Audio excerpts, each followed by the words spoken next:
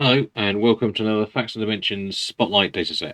This one's about NHS dental statistics.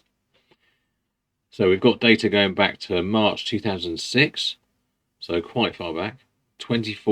nearly 25 million rows of data so far, so it's a hell of a lot of detail.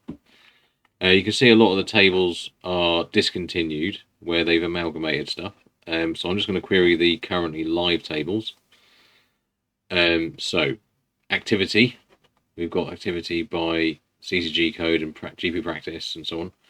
And by these patient types, dental treatment bands and measure names, those two measures.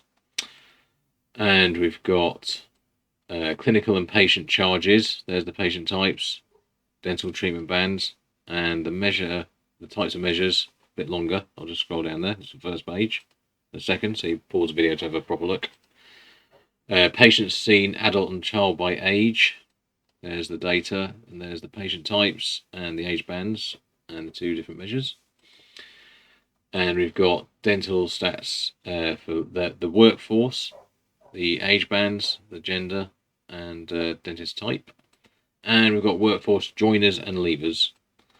So there's data set. You've got the contract types, age bands, gender, and the dentist type again. So that's that. Thanks.